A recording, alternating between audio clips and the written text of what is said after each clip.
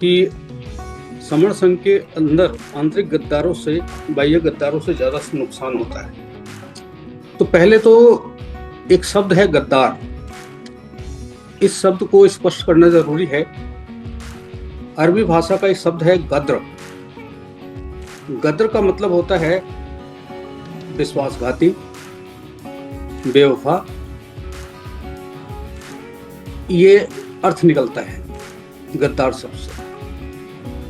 अब जब एक संघ होता है तो संघ की जो शक्ति है उसकी एकता में निहित होती है। अगर कोई आदमी बेरुपये के रूप में संघ के अंदर होता है और उसके निहित स्वार्थ, निहित उसकी जो योजना है वो संघ के प्रति अच्छी नहीं होती है और वो अंदर रहकर उसी रूप में रहकर एक संघी के रूप में रहकर सारी उपक्रम वही करते हुए अंदर से घात करने की कोशिश करता है, तो वो आंतरिक गद्दार कहलाता है। बाहर के जो गद्दार होते हैं उनको सब समझते हैं, उनको पहचानते भी हैं। वो कितना नुकसान कर सकते हैं, कितनी संख्या में है, वो स्पष्ट होता है। इसलिए संघ जो है उसकी तैयारी पहले से करके रखता है। ऐसे में उनसे निपटना कहीं ज्यादा आसान हो जाता है आंतरिक जो गद्दार हैं उनके मुकाबले। अब ये जो आंतरिक गद्दार हैं, इनके होने से संघ को नुकसान कैसे होता है? तो सबसे पहला तो काम यही है कि विश्वास टूटता है। बाहरी शत्रु जो है उसकी पहचान पहले से ही होती है, इसलिए संघ सावधान रहता है, उसके लिए तैयारी करता है। लेकिन जो आंतरिक शत्रु होता है या गद्दार होता है वो अदृश्य होता है। जब तक उसका राज नहीं खुल जाता है वो पहचान में नहीं आता, लेकिन जब तक उसका राज खुलता है तब तक जो है वो बहुत नुकसान पहुंचा चुका होता है। इसलिए संघ जो है अपने प्रत्येक सदस्य पर बहुत तगड़ी निगरानी रखता है। उसके क्रियाकलापों का लगातार अध्ययन किया जाता है, मॉनिटरिंग की जाती है। बाह्य प्रकार के संघ एकजुट होकर लड़ना और आंतरिक हमले जो अगर बाहर से कोई हमला होता है बाहरी गद्दार से, तो संघ में तो एकजुटता हो जाती है, लेकिन आंतरिक रूप से जब हमला होता है तो वो कड़ी टूटती, जैसे एक चेन होती है, उस चेन में कड़ियां मिलती हैं और एक बड़ी सीरीज बनाती है। लेकिन अगर इसमें बीच में कोई कड़ी खराब निकल जाए तो पूरी चेन को, उसके स्वरूप को बिखेर सकती है। इसके साथ साथ एक नुकसान ये भी है कि जो संघ की गोपनीयता है उसका अंत होता है, उसको हानि पहुंचती है। कैसे? आंतरिक जो गद्दार हैं वो संघ की ताकत को जान लेते हैं, उसकी कमजोरी को जान लेते हैं, उनकी रणनीति को जान लेते हैं और भविष्य की जो योजनाएं हैं संघ की उनको जान लेते हैं, उनके वित्तीय और संगठनात्मक संरचना को जान लेते हैं। ऐसे में उनको कहाँ नुकसान पहुंचाना है, कैसे नुकसान पहुंचाना है, उसकी योजना बनाने में आंतरिक गद्दार को बहुत आसानी हो जाती है, बहुत मदद मिल जाती है। और वो जानता है कि संगठन की ऐसी कौन सी नसें हैं जिनको काटने से या कहाँ काटने से संगठन को नुकसान पहुंच सकता है, संघ को नुकसान पहुंच सकता है। तो ये गोपनीयता का जो मामला है वो पूरी तरीके से नष्ट भ्रष्ट हो जाता है, क्योंकि संघ के बाकी लोग समझ ही नहीं पाते हैं कि हमारा ये साथी कहाँ जुड़ा हुआ है, उसकी योजनाएं क्या है, उसके मन में क्या विकार चल रहे हैं। इसके अलावा भ्रम और वैचारिक मतभेद हो जाता है। कैसे? ऐसा जो व्यक्ति है जो कि संघ के प्रति आंतरिक गद्दार के रूप में काम कर रहा है, वो क्या करता है कि संघ के जो नेतृत्वकर्ता लोग हैं कोई ना कोई जिम्मेदारी लेता है। कई बार लोगों को इसी बात से बड़ी चिड़न होती है कि इसको जिम्मेदारी दी गई, हमें पूछा भी नहीं गया।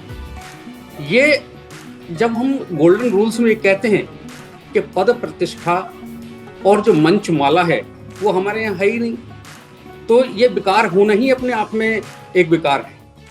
तो ऐसे लोग क्या करते हैं कि संघ के अंदर नेतृत्व के खिलाफ एक विकार पैदा करते हैं, असंतोष की भावना पैदा करते हैं, साथियों में फूट डालने का काम करते हैं, उनमें विश्वास खत्म करने का काम करते हैं। ऐसे में आपस में लड़ाई झगड़ा होने लगता है, और जब लड़ाई झगड़ा होता है तो संघ की जो ताकत है, जो संरचनात्मक, जो मतलब पॉजिटिव कार्यों में लगनी चाहिए, सकारात्मक कार्यों में लगनी चाहिए, वो इनके झगड़े रगड़े मिटाने में लग जाती है, और इससे संघ जो है वो कमजोर होता है। दूसरे, पहचान की समस्या रहती है।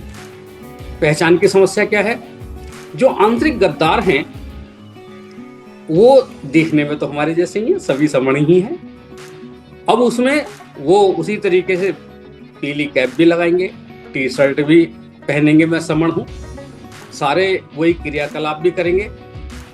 उनकी पहचान करना बहुत आसान नहीं होता है। वो पहचान के, वो जो है अपनी पहचान उसी तरीके से वही क्रियाकलाप करते हैं, तो उनसे जो है निपटना, उनको चोला वो ऐसा पहने रहते हैं जिससे वो लगे कि हाँ वो पूरे समण संघी हैं, लेकिन वास्तव में वो समण संघी नहीं होते। समण के खिलाफ, समण संघ के खिलाफ अंदर से काम कर रहे होते हैं, तो उनकी पहचान करना बड़ा कठिन हो जाता है, और जब तक इनकी पहचान होती है तब तक वो संघ को नुकसान पहुंचा देते हैं। एक चीज और करते हैं वो लोग कि जो संघ के संसाधन हैं, अब हालांकि हम लोगों के ऐसे कोई बैंक बैलेंस नहीं है, कोई ऐसे बहुत बड़े एसेट्स नहीं हैं, हम प्रत्येक संघी ही अपने आप में एक एसेट है, फिर भी कुछ ऐसी चीजें हैं जिनके बारे में जो आंतरिक गद्दार होता है वो जान लेता है, जैसे कि कितना धन कहाँ है, कहाँ मानव शक्ति कितनी है, कैसे कैसे लोग हैं, कौन कौन लोग जुड़े हुए हैं, उनका जो डेटा है वो सब वो शेयर करते हैं, वो सब उसको इकट्ठा करते हैं, और उसी चीज का इस्तेमाल संघ को तोड़ने में करते हैं। तो ये संसाधनों का एक बहुत बड़ा दुरुपयोग होता है। बिल्कुल वैसे ही जैसे हम कहें कि शरीर में कुछ सेल्स, कोशिकाएं, वो खराब होकर कैंसर कोशिकाएं बन जाती हैं, और कैंसर कोशिकाएं जो होती हैं वो बाकी स्वस्थ कोशिकाओं को भी तोड़ने लगती हैं। तो यहाँ पर आंतरिक जो गद्दार होते हैं वो बिल्कुल ऐसे काम करते हैं जैसे कैंसर सेल्स काम करती हैं। वो खुद खराब हैं, और खराब होने के साथ साथ वो अच्छी सेल्स को भी खराब करते हैं, यानी बाकी जो हमारे अच्छे साथी हैं, अच्छे समण संगी हैं, उनको भी खराब करने का काम वो करते हैं। इन सब बातों से हम लोग ये निष्कर्ष निकालते हैं कि ऐसा है कि इतिहास में बड़े बड़े जो किले हैं कभी बाहरी घेराबंदी से नहीं टूटे, उनके टूटने का कारण केवल अंदर के लोग बने हैं जिन्होंने फाटक खोले। तो अंदर के लोग फाटक खोलते हैं तभी बाहर वाले को सफलता मिलती है। तो ये आंतरिक जो गद्दार हैं वास्तव में ये आंदोलन की शुद्धता को, सतर्कता को, बाहरी सुरक्षा को, ये जो आंतरिक सुरक्षा है उसको बहुत बड़ा नुकसान पहुंचाते हैं। बाह्य गद्दार केवल शरीर पर बाहर का हमला कर सकता है, जबकि आंतरिक गद्दार शरीर के अंदर जो हमारे नाजुक अंग हैं उन पर हमला करके संघ की जो आत्मा है, आत्मा क्या है, हमारी विचारधारा है, हमारी एकता है, अखंडता है, उस पर प्रहार करता है। तो इस तरीके से जो आंतरिक गद्दार है वो संघाती है, और हमारा जो गोल्डन रूल है वो ये 9th, वो संघातियों को संघ से बाहर करने के लिए कहता है। ऐसे जो बहुत ही सीरियस ऑफेंसेस हैं, उन सीरियस ऑफेंसेस करने वाले जो संघाती हैं उनको एक्सपेल आउट करने की बात करता है, और फिर संघ में कभी वापस न ले जाने की बात करता है। तो ये भी पहचानना बहुत जरूरी है। हर आदमी अपने आप को समण संगी कहेगा, लेकिन हमें जब भी हम कोई अपना एक साथी संगी जोड़ते हैं तो ये भी हमें ध्यान रखना है कि उसकी जो वैचारिक विचारधारा है, जो उसकी विचारधारा है, जो उसका बैकग्राउंड है, जो उसकी पॉलिटिकल समझ है, वो कैसी है, और जब उस थोड़ा बहुत उसके बारे में समझ लिया जाए तब उसको संघ में प्रवेश दिया जाना चाहिए। ये मेरा सोचना है।